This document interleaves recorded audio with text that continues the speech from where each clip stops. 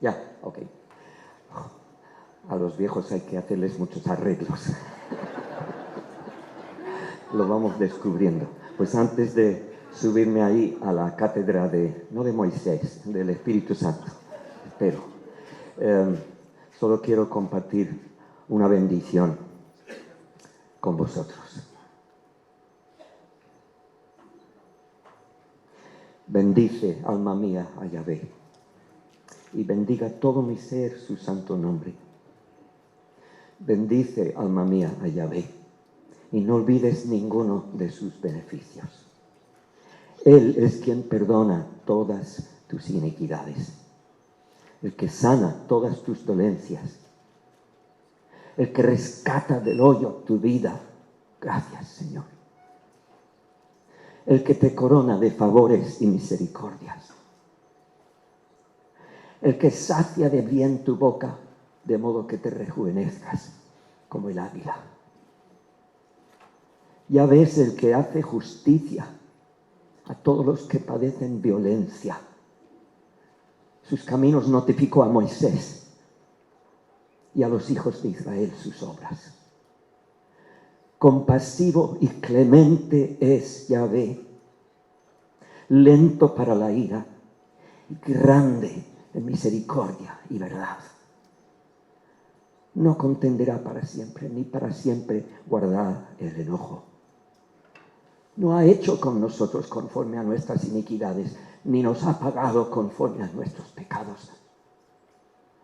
Porque como la altura de los cielos sobre la tierra, engrandeció su misericordia sobre los que le temen. Cuanto está lejos el oriente del occidente, hizo alejar de nosotros nuestras rebeliones. Como el Padre se compadece de los hijos, se compadece Yahvé de los que le temen. Porque Él conoce nuestra condición. Se acuerda de que somos polvo. El hombre como la hierba son sus días. Florece como la flor del campo, que pasó el viento por ella y pereció, y su lugar no la conocerá más. Mas la misericordia de Yahvé es desde la eternidad y hasta la eternidad sobre los que le temen, y su justicia sobre los hijos de los hijos, y sobre los que guardan su pacto y los que se acuerdan de sus mandamientos para ponerlos por obra. Palabra de Dios. Espada del Espíritu Santo.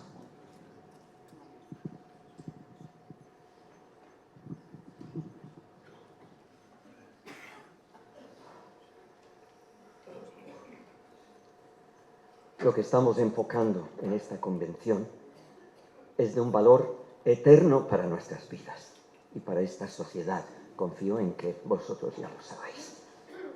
Esa palabra de Dios que es viva, que da vida, que es eficaz, es activa, más cortante que toda espada de dos filos. Cortante, más cortante que toda espada de dos filos. Penetrante hasta partir alma y espíritu, coyunturas y tuétanos. Discerniente, dice, de los pensamientos e intenciones, del corazón mío y el tuyo. Es decir, ante este tema y esta palabra, nos quedamos todos totalmente expuestos, comprendidos y rescatados, recuperados del vertedero cósmico de basuras. ¿Nos identificamos? Me toca el último adjetivo de estos tres, más cortante, que en el griego es tomóteros, adjetivo comparativo, y la comparación es con una espada de dos filos, literalmente de doble boca, porque por los dos lados va comiendo. ¿Cuál era el propósito del doble filo? Pues era capaz de penetrar y cortar en cada punto de contacto, con cada movimiento en cualquier dirección. lo que significaba también poder ser hincada más rápida y profundamente, y por tanto, cortar y penetrar más fácilmente. Pero también con mucha finura, con precisión, porque penetra hasta la división de aquello que nosotros no sabríamos separar, alma y espíritu, o como un cirujano con bisturí o con láser, coyunturas y tuétanos. Se trata de una espada que corta e hila fino, ¿verdad? Pues ¿a qué corresponderían esos dos filos en el caso de la palabra?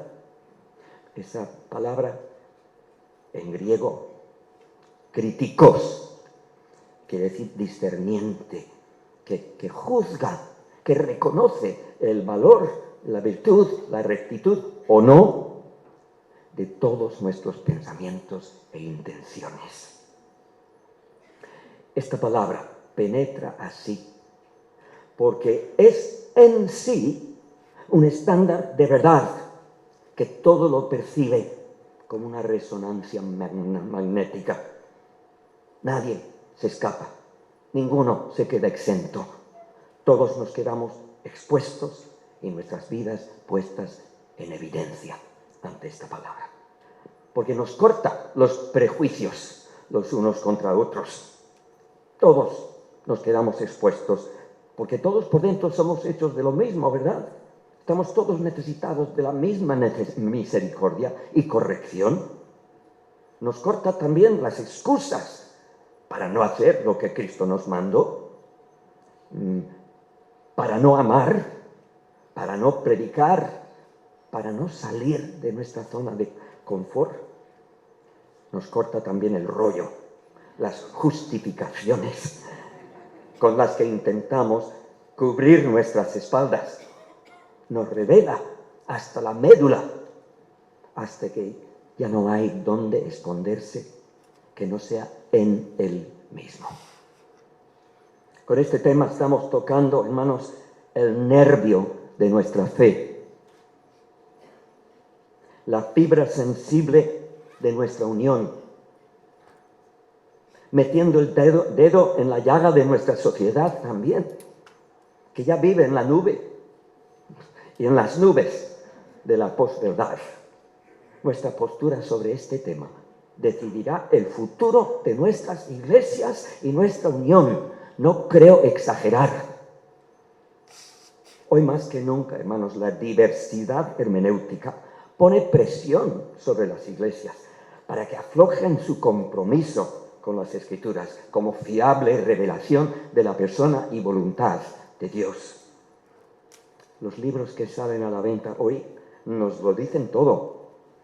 Este igual no está en vuestro horizonte, pero uno que salió de Estados Unidos, Losing Our Religion, se titula, Perdiendo Nuestra Religión, de Russell Moore, antes bautista, ahora no sé qué, pero sigue siendo el editor de redacción de la revista Christianity Today. Es una persona con perspectiva. Y él dice que el cristianismo evangélico norteamericano ha perdido el rumbo. Pues no sigamos a los americanos entonces. En esto, por lo menos, el testimonio de la Iglesia dice ante el mundo ha disminuido hasta quedar irreconocible. De modo que este autor llama a los cristianos a una reconversión en lugar de seguir tantas guerras culturales, al evangelio en lugar de la política, a la integridad en vez de la influencia, a la renovación en vez de la nostalgia. Otro, un autor más cercano, Sergio Martín, ya nos advirtió hace 8 años de esta fuga, que ya llevaba tiempo en marcha también, que mueve a algunos a preguntarse si el cristianismo sobrevivirá en Occidente. Aunque Sergio nos apunta a la responsabilidad que todos tenemos de velar por las nuevas generaciones. Nos apunta también a estrategias de esperanza para motivar y fortalecer.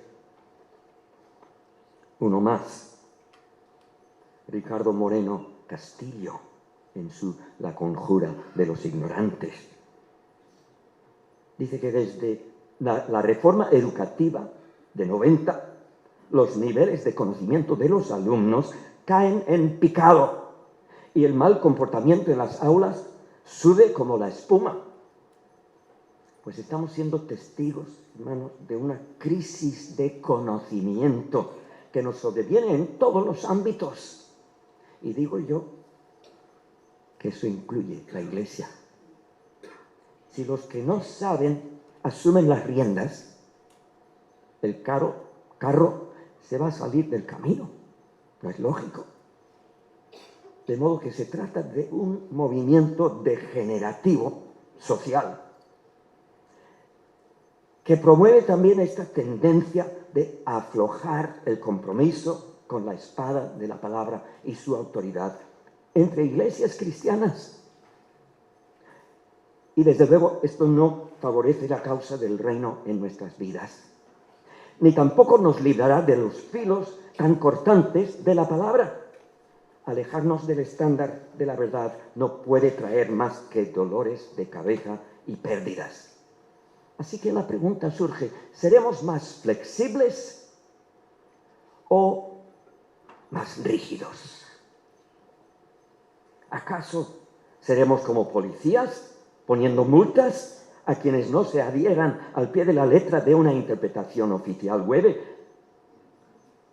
¿O iremos al otro extremo, dejando pasar cualquier barbaridad de doctrina y práctica por amor a la tolerancia de opiniones diversas? ¡Qué complejo esto! ¿Cómo gestionaremos este asunto tan delicado como urgente? Dios nos ayude. Porque el mayor peligro que afrontamos como seguidores de Jesucristo y como iglesias es el de un flojo compromiso práctico con la espada de la palabra, que en nuestras manos puede perder el impacto de su doble filo. Este peligro cubre la gama de errores hermenéuticos de hoy. La diversidad y el pluralismo están en boga, están de moda, ¿no? Y están en auge. ¿Acaso los bautistas web nos quedaremos atrás, desfasados?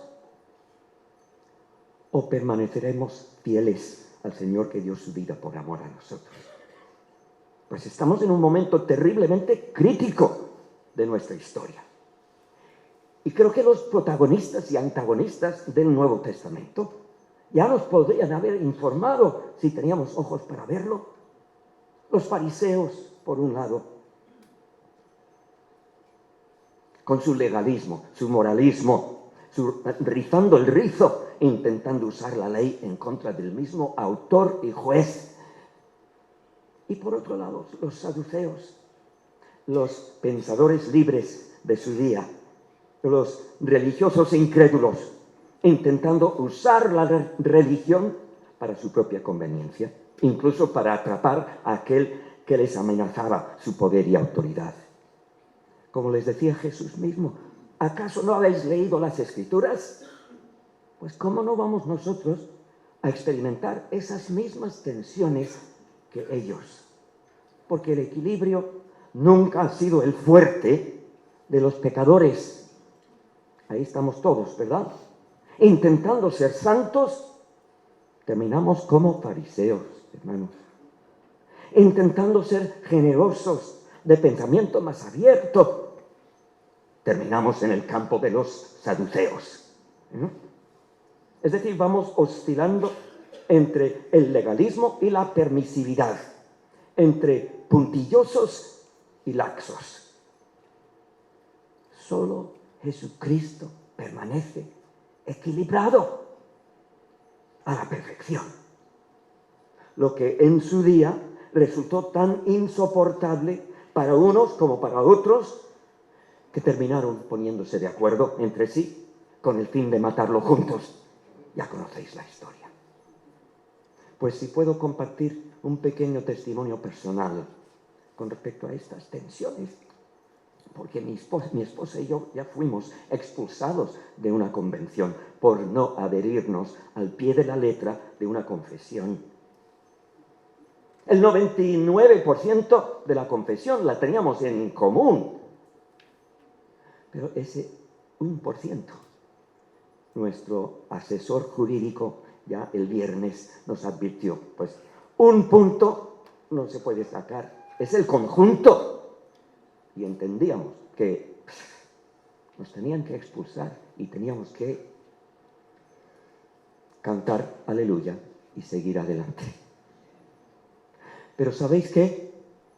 No nos ha impedido en ningún momento la colaboración armoniosa con los hermanos que nos expulsaron, porque hemos seguido amando y colaborando con nuestros hermanos misioneros de la IND en todo momento. El tema de aquel entonces, el de las mujeres ejerciendo en el pastorado. Esto hace 20 años, estamos en el 20º aniversario. Y ahora el tema ha resurgido con fuerza arrolladora en la misma Convención de los Bautistas del Sur, este año en su convención anual. El argumento de algunos rezaba así: que todas las convenciones históricas que han aprobado el Ministerio de la Mujer, pocos años después, o pocas décadas, terminan también aprobando el matrimonio entre personas del mismo sexo y admitiendo al ministerio a personas homosexuales.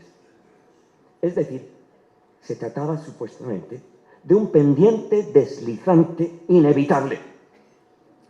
Supuestamente estamos nosotros a un paso de una hermenéutica radical, la del transgénero, solo por admitir que Dios puede usar a una mujer en el pastorado. Personalmente no suscribo tal teoría. Mi esposa ha sido mi copastora a lo largo de toda nuestra vida ministerial, más de 43 años. Pobre de mí de no haberla tenido a mi lado. Aunque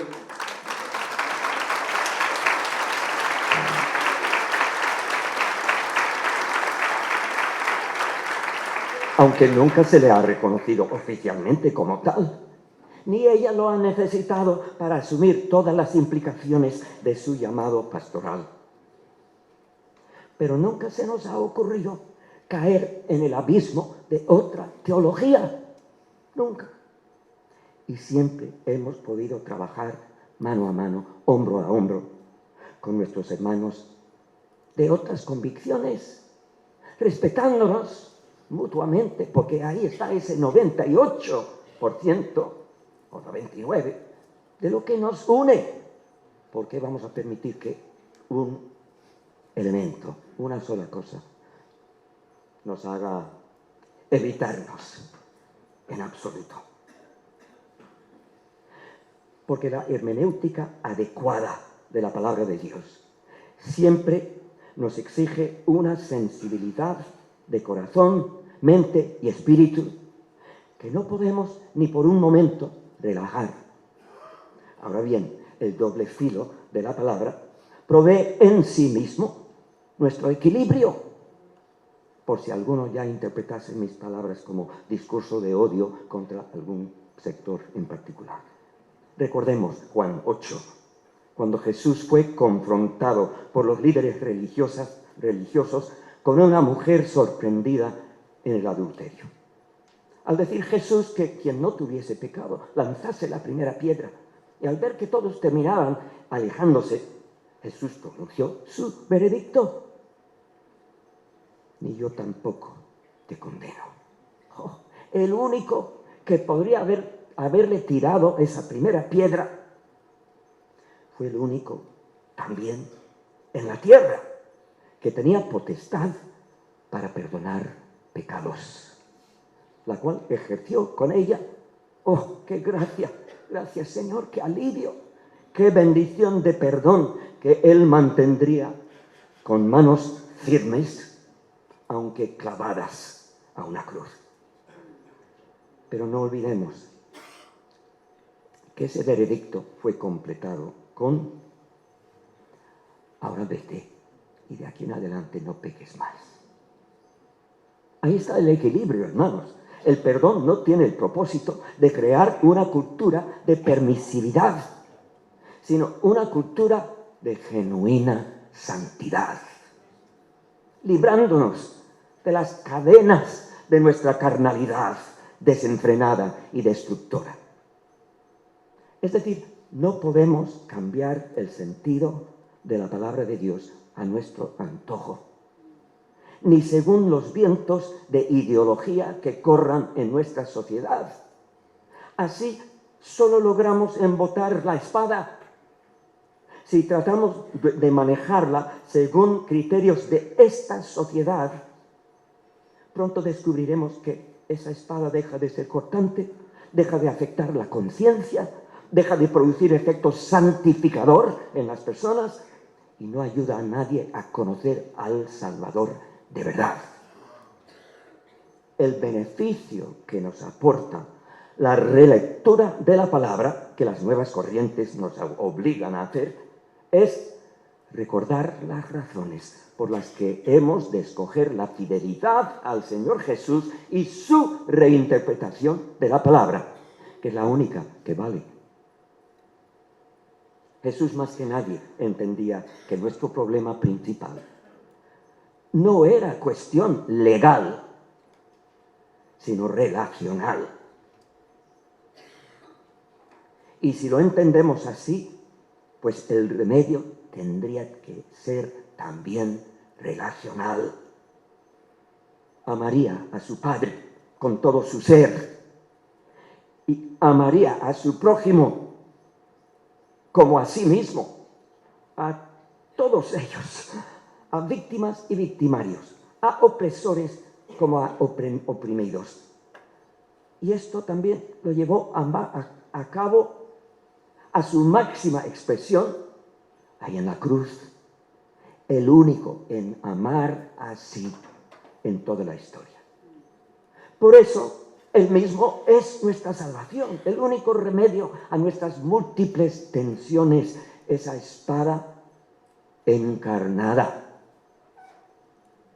¿Cómo afrontar el reto que tenemos delante, hermanos? Si nuestro uso actual de la espada prácticamente ya no despierta vocaciones entre los bautistas oriundos de España y tenemos que importar pastores desde otros países y otras denominaciones. En el seminario, ¿nos volvemos obsoletos?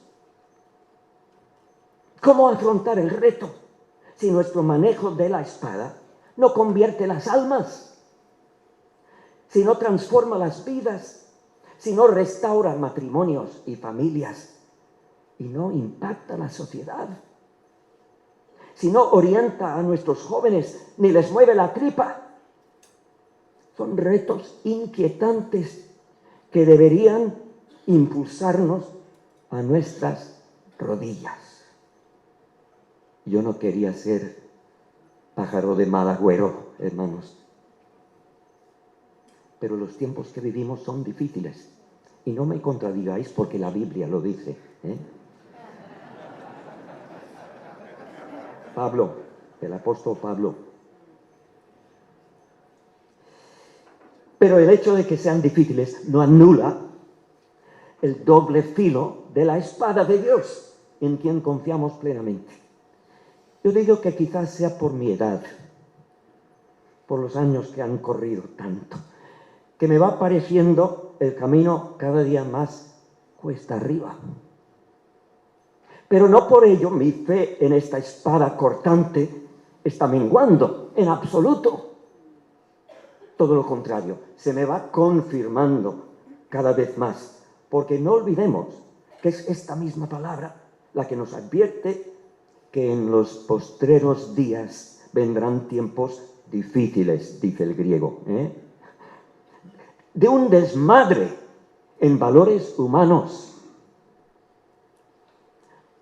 apartando de la verdad del oído, volviéndose a las fábulas y las confabulaciones conforme a concupiscencias propias. El problema no es con la espada, sino con nuestro manejo de ello. Porque la espada de la palabra siempre seguirá cortando. La cuestión es si tú y yo aprenderemos a cortar recto. Como dice segunda a Timoteo, lo siento por lo que dice ahí, pero alguna corrección tenía que haber. Donde dice Pablo, obrero aprobado, que usa bien la palabra de verdad. En el griego es la palabra orzotomeo, que significa cortar recto. Cortar recto con la palabra, con la espada de la palabra. A eso somos llamados. Y que yo sepa, el pecado sigue cobrando el mismo precio, el mismo salario que siempre. Y la palabra de verdad sigue trayendo vida y vida en abundancia a los que la creen y la obedecen. Lo cierto es que una versión light del Evangelio, que cada vez más se ofrece desde muchos sectores y a veces desde nuestras propias bocas y ejemplo, no rescatará esta nación de manos de los ideólogos que la han tomado por asalto, ni transformará esta cultura cuya decadencia se hace cada día más palpable, no solo en Internet, no solo por ahí en la vida nocturna de la gran urbe, sino en nuestras propias vidas, hermanos, en nuestras conversaciones y hábitos, en nuestras prioridades, en nuestro estilo de vida. Se refleja cada vez más que la sociedad está penetrando a la Iglesia con sus ideas mucho más rápido que la Iglesia logra penetrar la sociedad con el Evangelio. ¿Me dais la razón o no? Ojalá sepa explicarme, porque mi vocabulario se me queda corto, mi alma se me queda abrumada, mi espíritu se me queda afligido ante la posibilidad de que nosotros nos vayamos de este lugar y continuemos viviendo la vida como siempre, como si aquí no hubiese pasado nada. Porque fijaos en estas estadísticas de la España actual, de la Fundación Ferrer y Guardia 2023, que dice que ahora más del 15% de los españoles se dicen ateístas. Casi el 12% se declaran agnósticos y más del 12% ya se jactan de ser no religiosos o indiferentes, lo cual suma casi un 40% de los españoles, y esta figura sigue al alza. Teníamos que estar, hermanos, en campaña perpetua para promover la lectura de la palabra que nunca conocieron en esta península y promoverla en todos los dispositivos posibles, y si en papel también, pues cuánto mejor, ¿verdad? ¿Cómo inspirar confianza en esta palabra de Dios como espada de doble filo frente a las corrientes actuales, especialmente entre las nuevas generaciones? ¿Cómo captar sus imaginaciones con la magnitud y gloria del Evangelio en medio de una cultura entregada a lo virtual, lo recreativo, lo superficial y pasajero? ¿Cómo hacerles sentir el desafío y el gozo de ser transmisores del reino de Cristo? Pues entiendo que no será peleándonos, sino más bien pidiéndoles perdón por tratar de imponerles a veces la armadura de Saúl, o por no haber vivido a la altura de las buenas nuevas, porque solo una visión más profunda de nuestro Salvador y su obra en la cruz tiene la capacidad de rescatar a las generaciones venideras, de liberar sus imaginaciones cautivas, de provocar el reseteo que tan urgentemente la Iglesia necesita hoy. Solo captando una mayor visión de la grandeza de esa obra de Cristo, quien no se acomodó a sus tiempos con tal de ganar adeptos, ni reducía el costo de seguirle esperando contentar así a la gente que prefería una alternativa menos exigente. Es decir, la espada de doble filo es Jesucristo mismo. Él es la palabra, el logos, el verbo encarnado. Con la espada de doble filo procediendo de su propia boca, aun mientras moría. Solo esa espada, hermanos, podrá salvarnos del torrente que se nos avecina. ¿Me permitís una referencia a otro libro secular? Es del autor John Gray, filósofo ateo británico. Pero aún este ateo ha podido reconocer que el cristianismo ha sido ancla de sociedades libres occidentales durante siglos. Entonces, él mismo se plantea la pregunta, ¿ahora qué va a pasar? Ya que estas sociedades antes cristianas se están desconvirtiendo. ¿Entendemos el término? Se están desconvirtiendo. ¿Qué va a pasar? Él mismo no se corta, sino que advierte que vamos hacia la descomposición social en Occidente. Vamos hacia el caos moral. Es un precipicio muy oscuro, dice. Habla de la erosión de nuestra civilización que viene. Pero ¿saben qué, hermanos? No hace falta caer en el pesimismo. Porque este John Gray, en su ADN, el ADN de su visión, no hay esperanza de redención. No hay esperanza de resurrección. Esos elementos siguen fuertes en nuestro ADN, ¿verdad, hermanos? ¿Acaso entonces creeremos en la verdad de la espada para que haga de nosotros agentes de orden y de bendición en medio del caos moral? Ahí no escuché ningún amén. hay que seguir, ¿eh? ¿Acaso creeremos en el poder de la espada para que nos salve del tribalismo, incluso entre nosotros? Pues ya toca aunar fuerzas, hermanos, a pesar de nuestras discrepancias, que siempre las vamos a tener.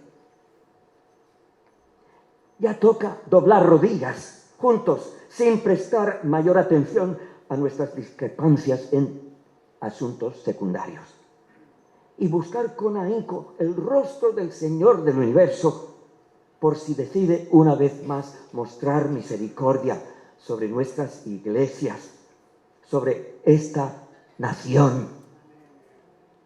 La urgencia de la tormenta en el horizonte nos lo exige. Entonces, ¿cuál es esa palabra de la cruz que nos sirve de espada?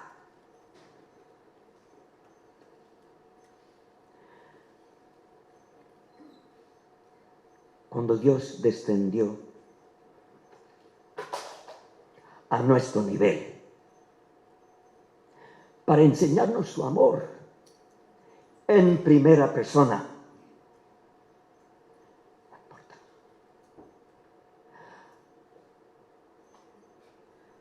muchas gracias, hermano. Lo voy a repetir. Cuando Dios descendió a nuestro nivel con el fin de enseñarnos su amor en primera persona, a la humanidad se nos ocurrió aprovechar la ocasión para ajustar cuentas con Él. Y empezamos a darle de bofetadas, porque es lo que había en nuestro corazón. Pero nuestro Creador simplemente puso la otra mejilla.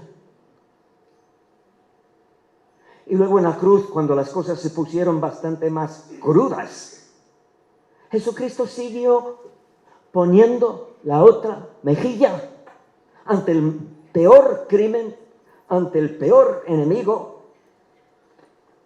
ante la mayor injusticia de toda la historia. Pero es que al perdonarnos, al anular el acta de los decretos que había contra nosotros, Colosenses 2, Él estaba conquistando al hombre fuerte, Lucas 2:11.